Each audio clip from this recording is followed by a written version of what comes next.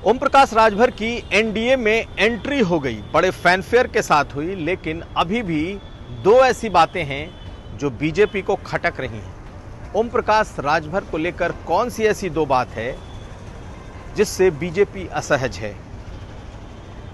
अब्बास अंसारी को लेकर, और दूसरा मुख्यमंत्री योगी आदित्यनाथ के न तो किसी ट्वीट और ना ही स्वागत करने को लेकर। क्या है इसकी कहानी, हम ये समझेंगे। ये भी जानिए कि आखिर दारा सिंह की एंट्री तो बीजेपी में हो गई, लेकिन सबसे पहले से दरवाजा खटखटा रहे धर्म सिंह सैनी की एंट्री कहाँ अटकी हुई है, ये भी जानिए। और साथ साथ ये भी जान लीजिए कि अब जबकि सोनिया गांधी विपक्षी एकता की, विपक्षी गठबंधन की धुरी बन चुकी हैं, वो उसे लीड कर रही हैं, तो क्या मायावती के लिए कोई रास्ता खुल रहा है? और ये भी कि छोटे छोटे दलों को उत्तर प्रदेश से बुलावा तो आ गया, लेकिन आखिर आजाद समाज पार्टी के प्रमुख और भीम आर्मी चीफ चंद्रशेखर रावण को विपक्ष ने क्यों नहीं पूछा? ये तमाम खबरें आज का यूपी में। नमस्कार, मैं हूं कुमार अभिषेक, आप देख रहे यूपी तक। हम हाजिर अपना न्यूज शो आज का यूपी लेकर। तो ओम प्रकाश राजभर के एनडीए में एंट्री के बाद दो बातें क्यों बीजेपी को खटक रही हैं? क्या बीजेपी ने यह सोचा नहीं था? अब्बास अंसारी, जी हां, मुख्तार अंसारी के बेटे, जो सुभाषपा से ओम प्रकाश राजभर की पार्टी से विधायक हैं, अब जबकि एनडीए में ओम प्रकाश राजभर की पार्टी आ चुकी है, तो क्या अब्बास अंसारी भी एनडीए में होंगे? यह सवाल उनसे पूछा जा रहा है। आज ओम प्रकाश राजभर बलिया में थे और बलिया में पत्रकारों ने यह सवाल उनसे पूछ लिया कि भाई आखिर क्या होगा अब्बास अंसारी का। पहले तो उन्होंने जवाब देने की कोशिश की कि भाई वो तो समाजवादी पार्टी के कैंडिडेट हैं और समाजवादी पार्टी में आगे देखिए उनका होता क्या है।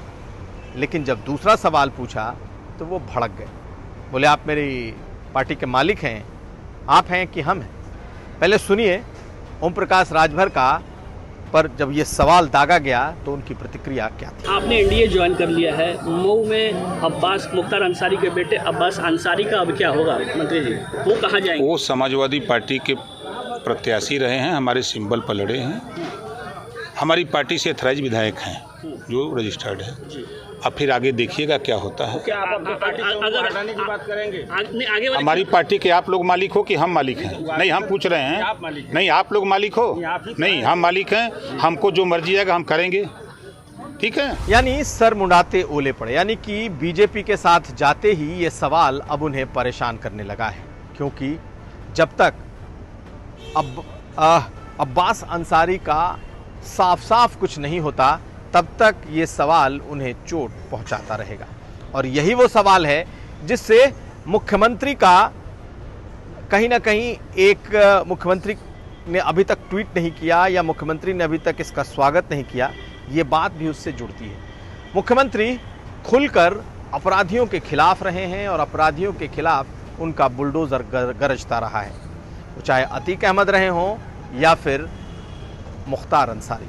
लेकिन अब जबकि एनडीए में शामिल हो गए हैं ओम प्रकाश राजभर, तो ओम प्रकाश राजभर की पार्टी में मुख्तार अंसारी का बेटा आखिर कर क्या रहा है?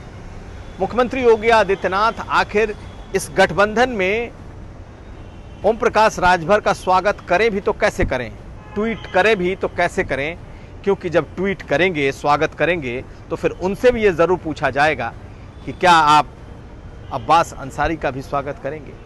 कहीं ना कहीं इसी बात ने मुख्यमंत्री योगी आदित्यनाथ को भी परेशान रखा है। लेकिन यह फैसला आला कमान का है।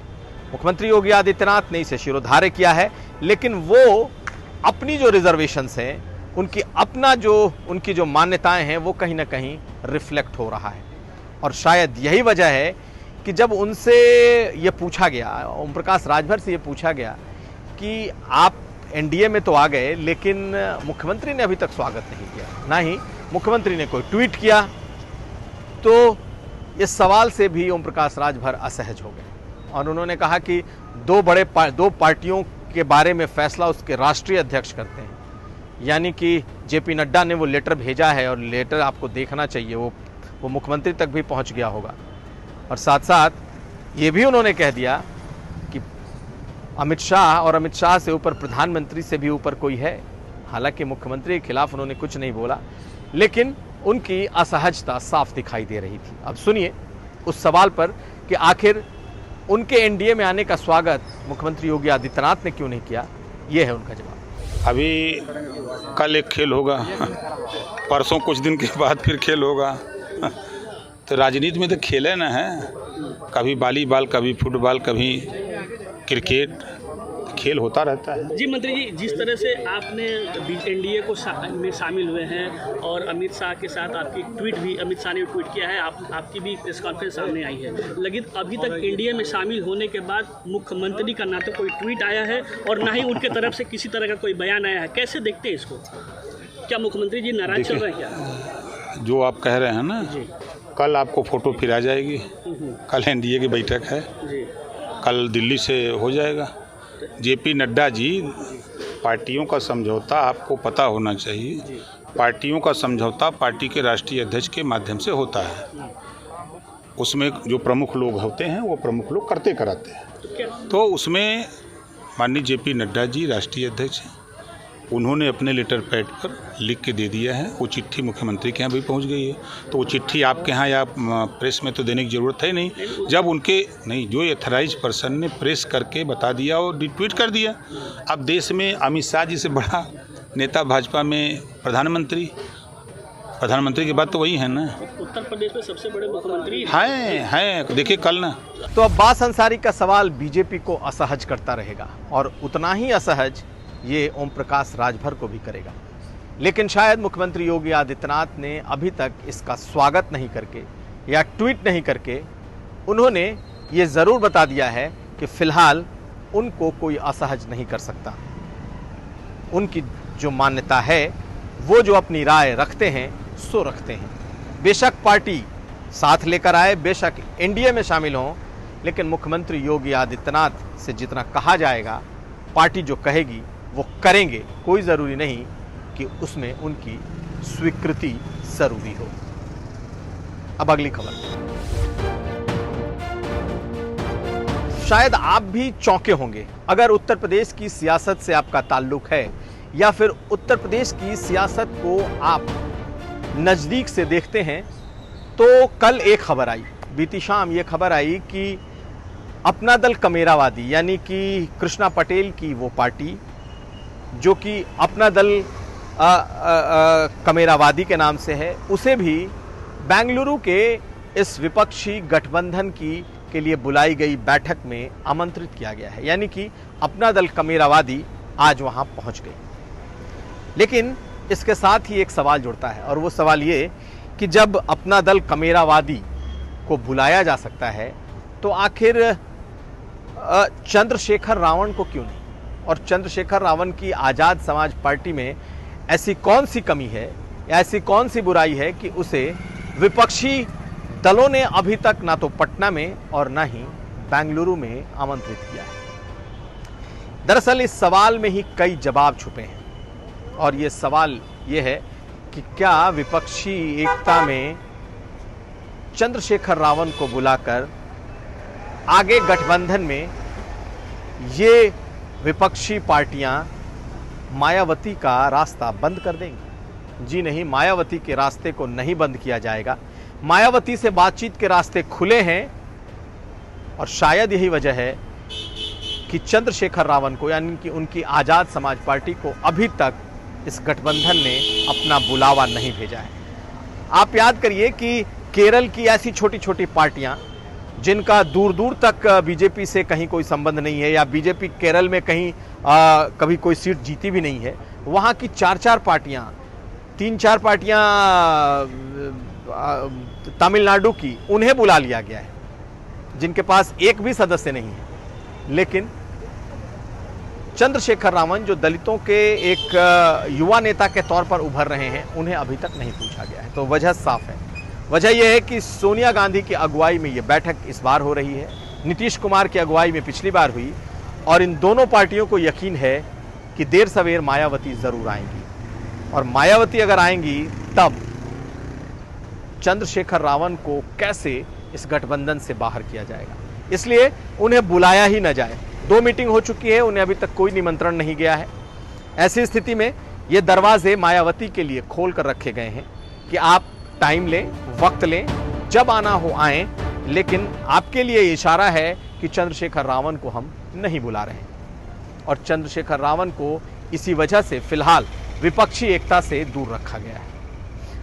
आज जयंत चौधरी पहुंचे हैं और जयंत चौधरी ने इशारों में एक बात कह दी। उन्होंने कहा कि बहुत सारी ऐसी पार्टियां हैं जिनका अपना जनाधार है, जो बीजेपी के खिलाफ लड़ रही हैं, लेकिन इसका मतलब नहीं है कि अगर कोई पार्टी इस मीटिंग में नहीं आया तो उससे बातचीत नहीं चल रही, यानी कि उसके लिए दरवाजे खुले हैं। और ये इशारा दोनों के लिए है, चंद्रशेखर रावण के लिए भी और मायावती के लिए भी, यानी कि दोनों में से कोई एक इस गठबंधन में आएगा, लेकिन यह फैसला पहले मायावती करेंगी कि वो इसमें आएंगी या नहीं। अगर नहीं आएंगी तो आखिर होते होते चंद्रशेखर रावण को इस गठबंधन में न्योता दिया जाएगा।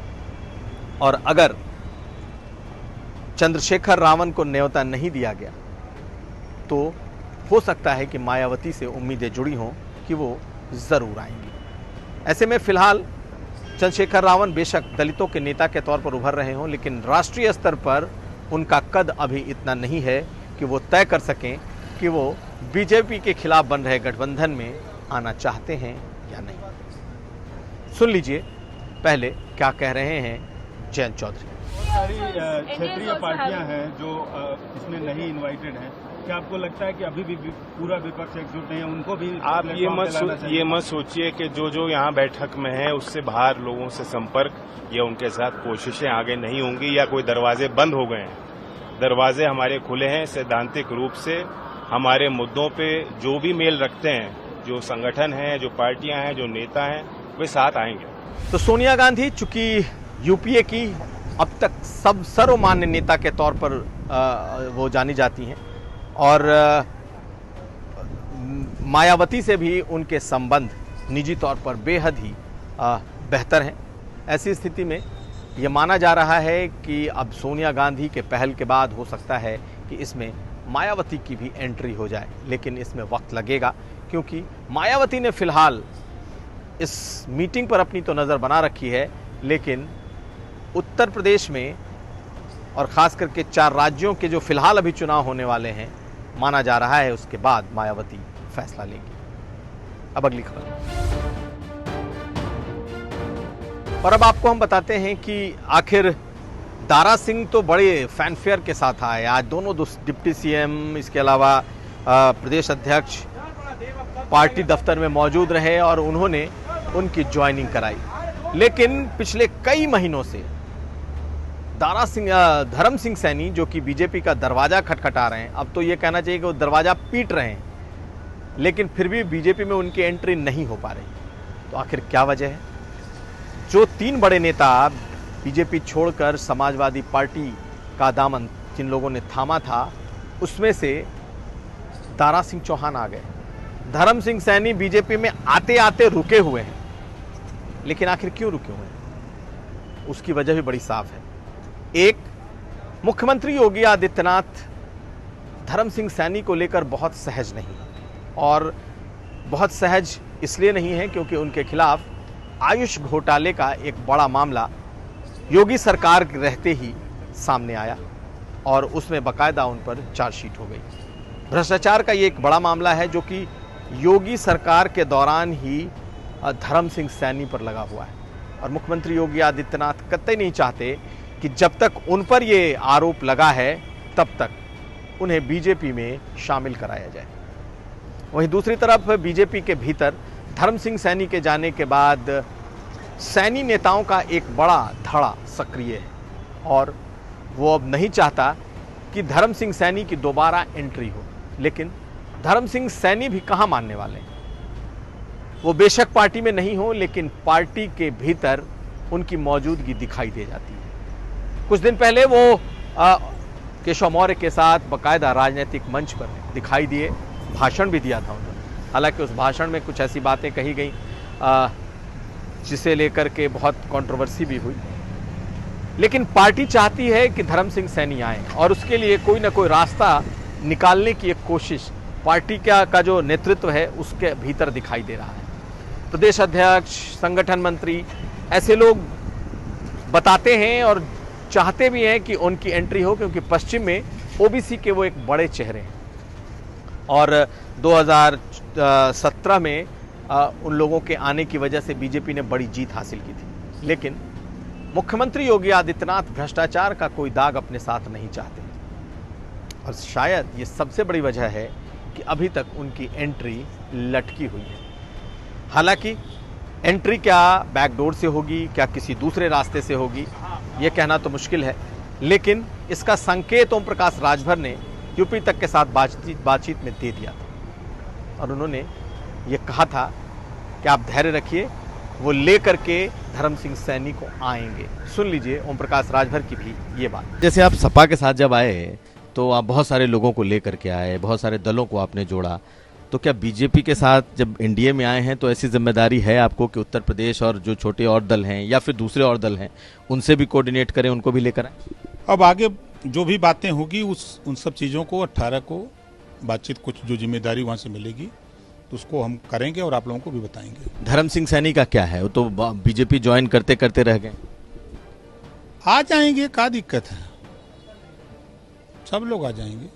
तो देर सवेर धर्म सिंह सैनी की भी एंट्री बीजेपी में हो सकती है, लेकिन उसके लिए उन्हें अभी और इंतज़ार करना पड़ सकता है और ख़ासकर ये इंतज़ार इसलिए लंबा हो रहा है कि जांच में उन्हें जब तक कोई ख़ास क्लीन चिट नहीं मिलती तब तक योगी बाबा फिलहाल उन्हें माफ़ करने के मूड में नहीं है। तो ये था आज का यूपी। हम फिर हाजिर होंगे, तब तक आप देखते रहिए यूपी तक।